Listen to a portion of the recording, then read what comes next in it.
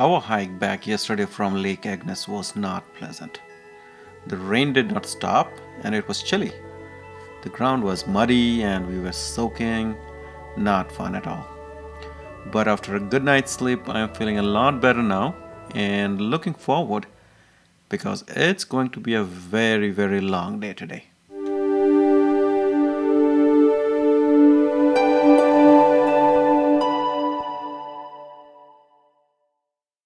We are heading back to Jasper National Park today, but today we'll go even further than our first day. We are heading to Lake Maligne, where we have a boat tour reserved. It's a long 4-hour drive. We also plan to stop at Sunwapta and Athabasca Falls and do a short hike in Maligne Canyon, time permitted.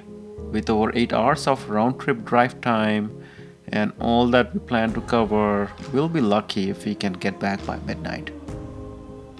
Did we just chew too much for today? Only one way to find out.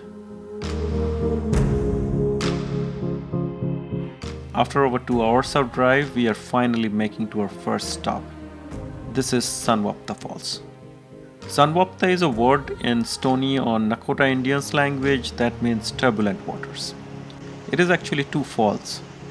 The upper falls is viewable from a small bridge that goes over the falls.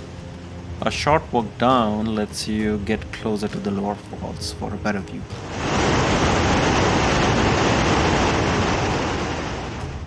A short drive from Sunwapta Falls gets us to the next stop to another waterfall along the Icefields Parkway, Athabasca Falls.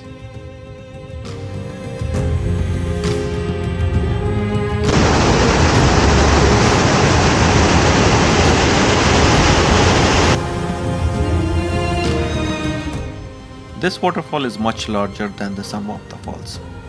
It is not super deep, but the force of water is tremendous. The waterfall carved a gorge along its path that can be viewed from multiple viewpoints.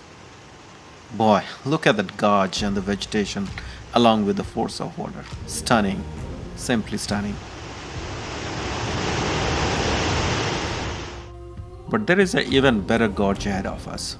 It is about a 35-minute drive from here past Jasper Town and on the Maligne Lake Road.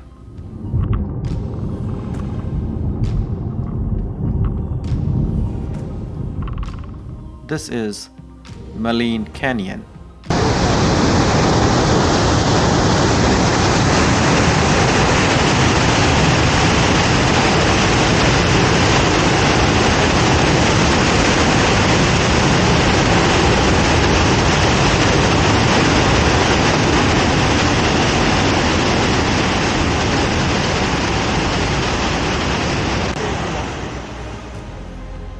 The Maligne River originates from Maligne Lake and flows northwest into Athabasca River.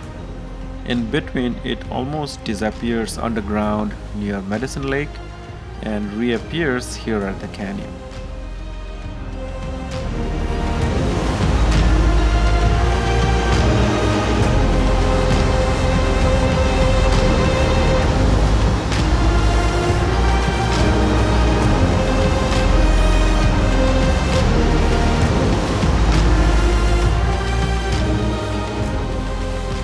This is the deepest canyon in Canadian Rockies, going up to 164 feet in some points. The entire trail is 2 miles long, with over 6 bridges along the way.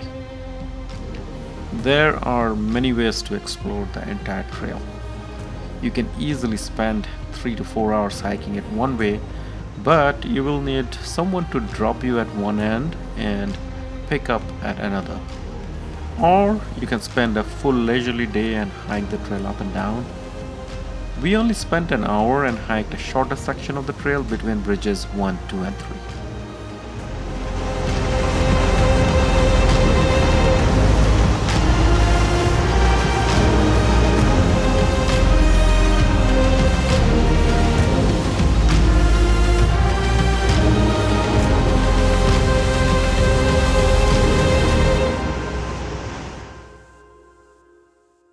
Maligne Lake, which is our final drive destination of the day, is a 40-minute drive from the canyon. On the way, we drive beside Medicine Lake, which stretches for over 2 miles along the road. Medicine Lake is not actually a lake. It's part of Maligne River that has backed up before disappearing underground. Because the river inflow in this area is more than the rate at which it flows underground, the water is poured back, and that's essentially what the lake is. We arrived right on time for our Maligne Lake cruise, found a parking spot as well without much delay, and are heading to our boat. There are two options for the cruise, Classic and Premium. Both provide a guided tour to Spirit Island and back.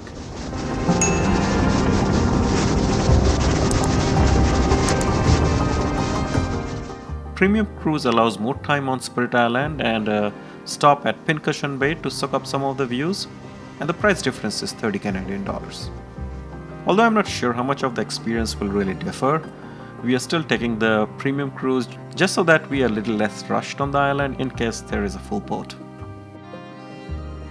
We arrived at Spirit Islands.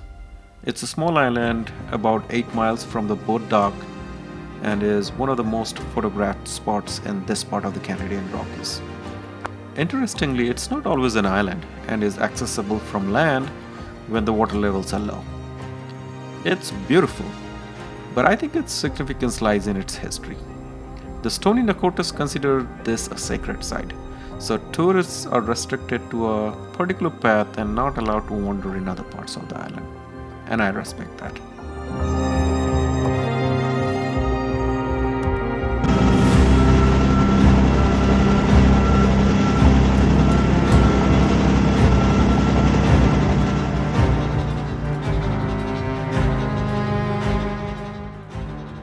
The lake is about 14 miles long and over 300 feet deep at its deepest point.